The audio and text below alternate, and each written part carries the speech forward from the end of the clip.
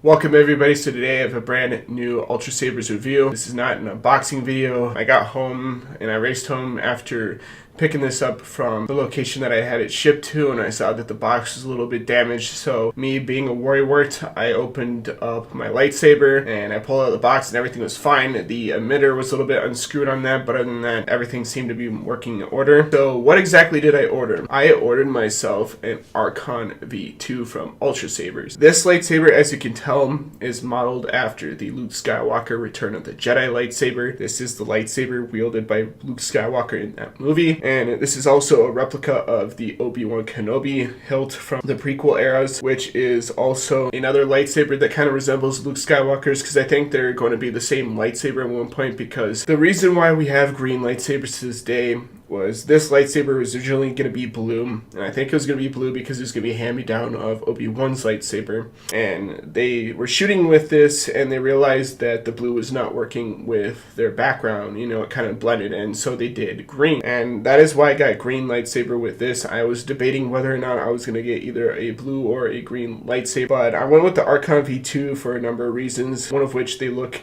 a little bit more beefy, they're combat ready, and the cool thing about this is that this is MHS compatible, which means that you can pretty much remove this emitter that you can see up here, and you can take this off, unscrew it, and then you can put on another emitter if you get the V3, and then the emitter will become a V3 emitter. So that was one of the reasons why I bought them. Like, that's pretty cool. So if I ever get another lightsaber and I want it to be sort of an Obi-Wan Kenobi style, I can get that as the V3 and I can remove the emitter for that, and then I can put on this emitter on the other lightsaber, and then it can be more combat ready lightsaber, which is more effective. So I thought that was pretty cool that you could kind of interchange these emitters and then it become a V3 and V2. Like I said before, I did customize this lightsaber a little bit with what I wanted with this thing. First thing you can see is that I added a silver AV switch, which is pretty much like you can get the guarded switch, which I don't really like the guarded switches that much. I just think that it's cooler and looks more lightsabery if you get AV switches with them. These do come with sound, mine does not. I went with the soundless saber because, like I said before in previous reviews, that depending on how much you pay for your sound sabers, whether you go with Obsidian Light or the Emerald drivers or whatnot, this thing can go up in price. And if you're looking to cosplay with this thing, then that might be a fun option for you. Me, on the other hand, I'm only looking for this as either a display piece or something I can take to premieres and conventions and stuff. So for me, the sound sabers do not really benefit me in that nature. I do want to have a sound saber eventually, but for me it really wasn't necessary. Even if I was going to do a fan film with this lightsaber, I could always add in the sound effects later in After Effects or Adobe Premiere, seeing as though I have a huge thing of sound fonts on my computer. So another thing that comes standard on this lightsaber is the cover tech wheel. So the cover tech wheel is something that if you pay for the higher grade of lightsabers, you get the cover tech wheel, which you can put on a cover tech clip and wear on a belt to convention. But if you're shooting with this as a fan film, you can wear it on a belt while you're not shooting with it, and then you can walk around while wearing it, which is nice. I really do like this because on my mystery box saber it does not have that. I'm a little bit bummed out about, but it's not something that's included with the mystery boxes, so I kind of understand that. But overall, I like the black and silver finish with this. I got mine in consular green. This is a mid-grade 36-inch blade, which I pretty much get with all my lightsabers. My past couple lightsabers I got with 36-inch blade, and so I just figured since this is Luke Skywalker replica lightsaber, that I would get a 36-inch blade with it. The pommel here is not the classic, but the standard pommel with the silver and black, which I really do dig. It kind of matches the rest of the lightsaber. And if you do go with the Obi-Wan Kenobi style, you could definitely do it with the classic pommel, because in the Clone Wars as well as the prequel films, he uses the all silver pommel, which is pretty much standard within the Jedi Order, which if I do get a V3, I might actually do that pommel because I can interchange the pommels as well if I feel like it. That's one thing with Ultrasabers that I think is really cool compared to other lightsaber companies. They let you literally change whatever you want with these lightsabers, and you can pretty much have the lightsaber colors be whatever you want with them. And I'm quite pleased with this lightsaber. Like, I was ecstatic when I got this in the mail. I've been kind of waiting on this for a while. It kind of took a while for me to get because of conventions and Star Wars Celebration coming this month. They're kind of swamped for lightsabers and stuff, which I kind of understand. I kind of I shot them out an email. I'm like, what's the status of my order? I'm looking forward to receiving it. And I think Marlena is the one who emailed me, and she got back to me pretty fast and assured me that it was still coming, which I kind of understood. I'm like, I can't fault you guys for that. I know it's not your fault. So usually Ultra Sabers are really fast with me, so this is the one time I kind of had to wait, and it was definitely worth the wait because this thing is badass. Like, if you're looking for a replica of a Luke Skywalker or an Obi-Wan Kenobi lightsaber, this is definitely the one for you. The reason why I didn't go with the V3 is because I've heard that thin neck lightsabers are a little bit more prone to breaking, that people have kind of swung these around pretty hard with them, and they've actually broken their lightsabers just by doing that with the emitter. So it's more or less for light dueling, the thin neck sabers compared to this saber. And that was one of the reasons why I kind of considered getting this over the V3. Plus, this was a little bit cheaper compared to the $200 V3. This is about $100 on their website, plus all the customization that I did to it. So this was a little bit more worth my price. Total came out to about $160, which I'm totally fine spending on something like this. And if I were to add sound, it would have been like another $100 or $200. So I didn't bother doing that this time. But maybe in my future purchases, I will do that. I do want to compare this to my other toy, Archon V2, that I have over here in the corner, which is off screen that you can't really see, but I love the grenade section here. This looks like the grenade section from the Return of the Jedi saber. I like the neck near the emitter, how it's all clad in silver and black. I do like the piece with the cover tech wheel, as well as this pommel.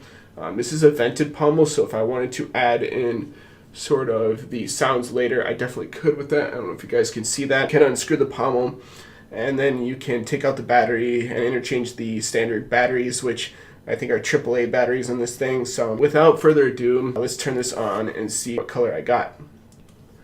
And voila, I got the consular green, and this is badass. There's some slight dents in this blade.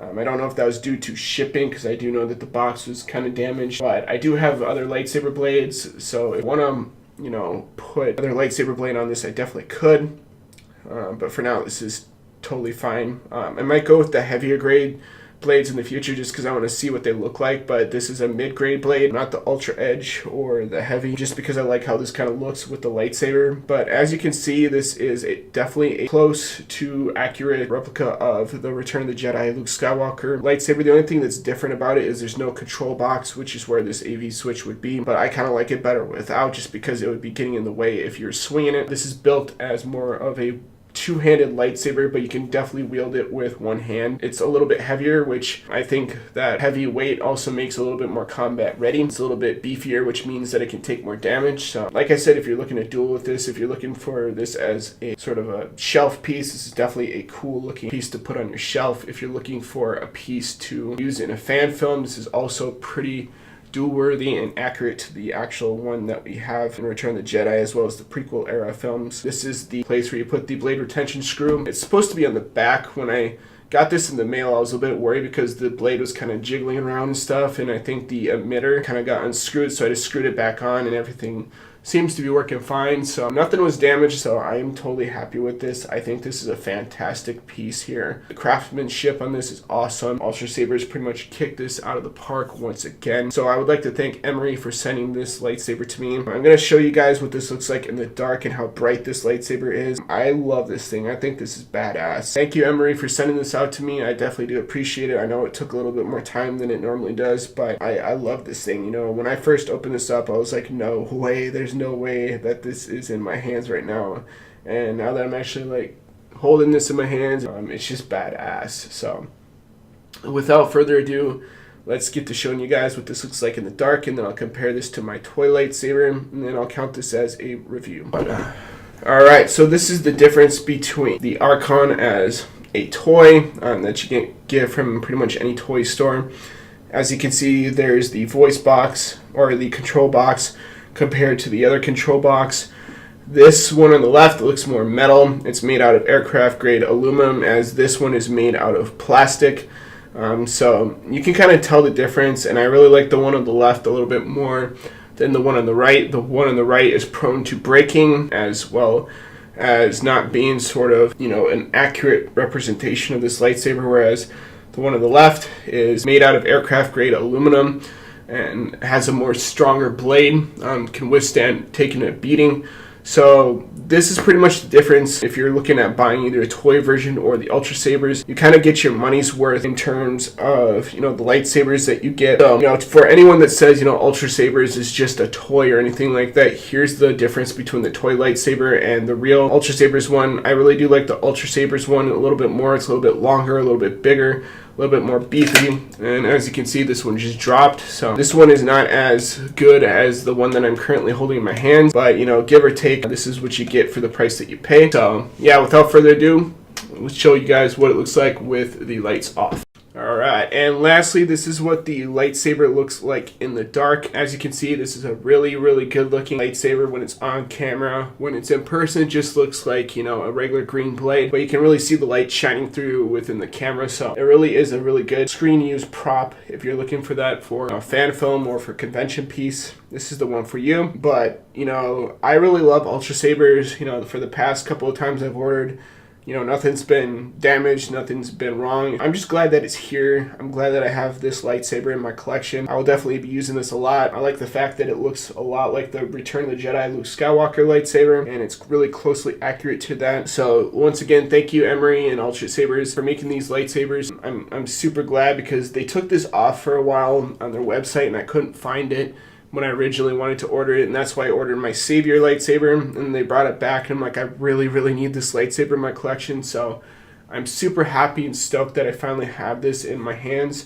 and it's awesome to look at, and it looks exactly like the one from the movies. So that's pretty much all I could say. I'm pretty much speechless right now, but hopefully you guys enjoyed this review. I've been battling a cold and stuff the past couple of days, so I haven't really been doing that many reviews, but I got my Matrix review to upload. I've got my the Triple X review that I still have yet to edit, and so I'll probably be doing that a little bit this week when I'm starting to feel better. But overall, hopefully you guys like this review and understand kind of why I haven't been uploading as much anymore. And as always, guys, rate, comment, subscribe, and I'll definitely be doing more videos like this in the future. So hopefully you guys look forward to that, and see you later. Peace.